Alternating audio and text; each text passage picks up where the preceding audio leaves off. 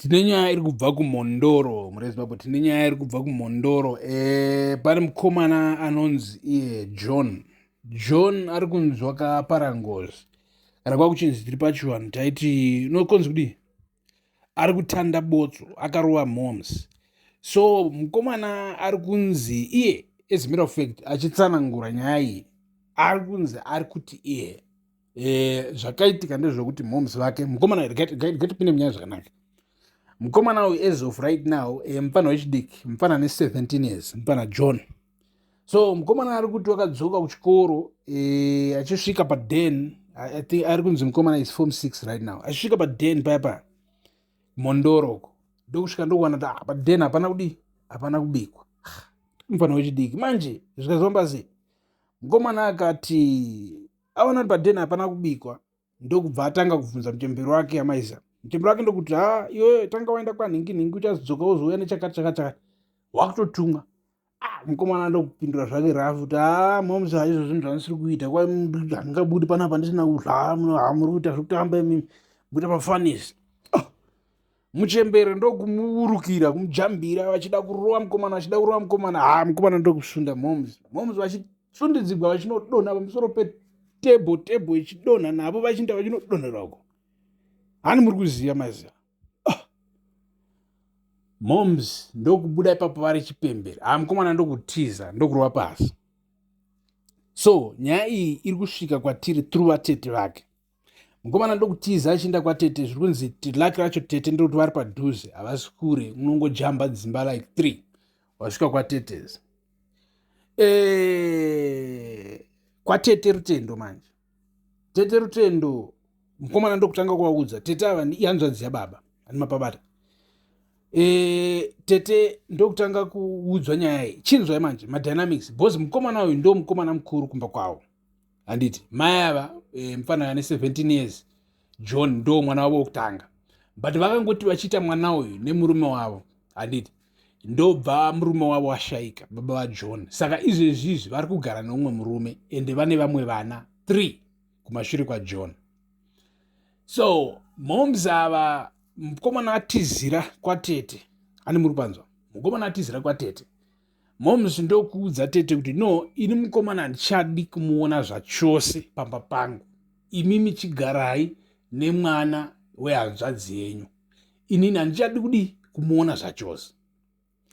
So manje mukomana John achitsanangura ari kuti moms zvavari kutaura izvi zvekuti havachadi kundiona zvachose, haisi nyaya yekuti kwanzi ndavasundidzira, but inyaya yekuti mai ava vari kugara vachindiudza inini pano pamba kuti ivo vanozviregreta kuti vakandidyarira chii, handi muri kupaona. Ende vanhu vachivasheedza sometimes vachivati mai John hazvivafadzi, bhozi vava nemumwe murume ka vanenge vaida kuchengetedza chimereji chavo. Imweya zvokugara nemwana akabva kune imwe mereji zvinenge zvaakuvanetsa kana zvinovabhowa. So in fact maybe love nemwana vanenge vachitori nayo, but sometimes vanenge vachirega frustration ichibuda vachitaura mashoko against mwana wavo, yekuti mwana mashoko ekuti anopinda omudla musoro. So mukomana ari kuti moms inini vari kuti ndakavarova, bhozi moms vachitaura vari kutoti no, mukomana wakatondidira mbama akatota sei, but mukomana kuti hazvina kumboitika zvakadaro, ivo ndo vaitondirova ini ndikangovasundidzirawo imweya yekuti ndoida kutiza, pandakavasundidzirawo zvine simba zvoti vakadonha, ndokudonhera pamusoro petebho ndokuvhunika ichidonha navo futi ani maiza. So pakabva paiva too dramatic, zvakabva zvaitika senge atova mashura chaiwo, ende moms wo vakaita kuti mabruises. So tete vacho manje, tete Rutendo ndo vari kutaura nesu pane zvatakuudzai kuti tete vari kuti ivo manje havachanzwisisi, bhozi ivo vanitori nevavo vana, vanitori nevavo murume apa nefamily yavo. So kuti vachengete mukomana John, kana shuwa pasisina option havana zvokuzviita, vanotozomuchengeta. Asi zvaizvezvi vari kunetsekana murezimbabwe kuti iwe zviriko here zvakadai so zvokuti munhu unoramwa mwana wake omuramwira kwandiri, inini hanzvadzi yemurume wake akatofa, adii aramwa maybe kunana bamunini or itis. Ende why vatora chance, bhozi zvirunzi takatomboedza kugara navo pasi but havasi kubvuma izvozvozvo. So mukomana John ari kuedha more information achitsanangura iye mararamiro aanga achiita pamba, because right now mukomana John ari kuti inini moms ava ndinotonzwa chigumbu mumwoyo mangu namoms vangu, because moms vangu havanditriti zvakanaka pamba. Izvezvizvi ndinodzoka kuchikoro ndonzi chimbotanga waenda kwakati usati wawana chikafu, asi vamwe vana hazvisizvo zviri kuitika kwavari, vanongoti vachipindira vanenge vakatogadzirirwa chikafu chavo. Is it that because moms ava mai John havashandi, but murume wavo unoshanda, but murume wavo haasi baba John, ndibaba Nomsa, mwana wake wokutanga namai John. Muripaona, so maybe moms ava vanenge vachigaya vachitarisa kuti uyu baba Nomsa vari kushanda, mai John baba vake havapo pano vakatoshayika, but ari kungodla sadza riri kushanda nababa vevamwe vana, maybe ndo zvavari kugaya or something. Because mukomana ari kutoti iye even baba Nomsa vanotombosibvunza kuna mai John kuti mai John wai muchidaro mukomana, musamudaro mukomana, regai mukomana di aite zvakadai so isusu tazobva tabvunza manje tetei kuti tete ko imimi makambotaura nababa Nomsa here vazame kutaura nemukadzi wavo, zvikanzi yes takatotaura nababa Nomsa as a matter of fact nezuro, tikati alright, vakati chii, right, apo ndo pataudzwa apo kuti baba Nomsa pachavo vatotaura vachiti ko imimi mashaya here kumwe kwokuti John agare. Mati zvikanzi baba Nomsa vakatoti mashaya here kumwe kwokuti John agare, right.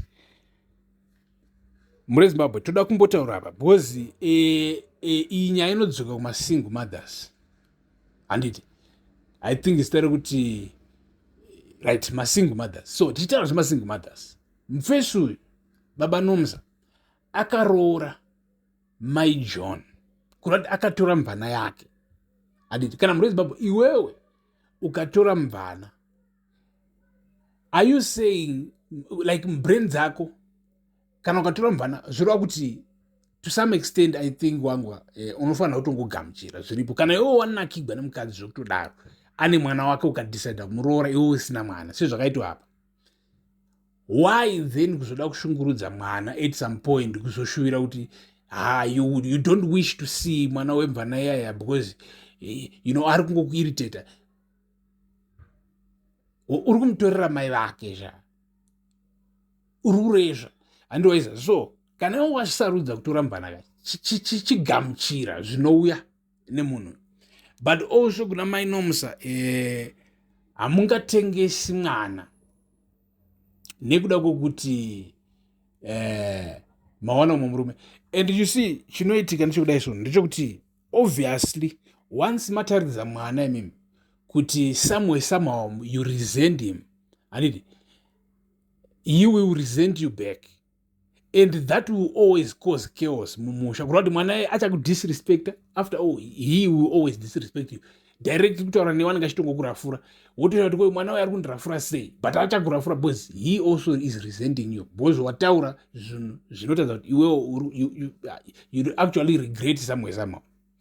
So muri Zimbabwe ndo mamiriro akaita nyaya aya, haisati yapera tichanzwa kuti nemazuva ari kutevera chii chichaitika kuna John, because right now John achiri kwatete vake rutene, tete vake vari kutiwo it's like it's hard to just say alright John gara panapa, vanoda kumbotanga vambozama vavo kana vazoonesesa kuti shuwa mai vake vatomuramba havasisiri kudaka, ndo pavachaita sei, ndo pavachamutora. But at the same time vari kugaya kuinda also kumapurisa because hakuna mubereki angadzinga mwana pamba asati asvika 18, mufana yone 17 years ani mababata.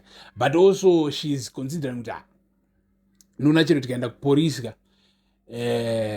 tomanikidza mai ava kuti vachengete mwana, chero vakaita zvokumanikidzwa vakamutora, but at the end of the day havasi kuzomubata zvakanaka because vamanikidzwa. So tete vari ready kuchengeta mwana wehanzvadzi yavo. Imi munoti chii muri Zimbabwe nazvo izvi? tiripo pano, isai comment yenyu mu comment section, tichaverenga every comment. Thank you for watching. Stay tuned.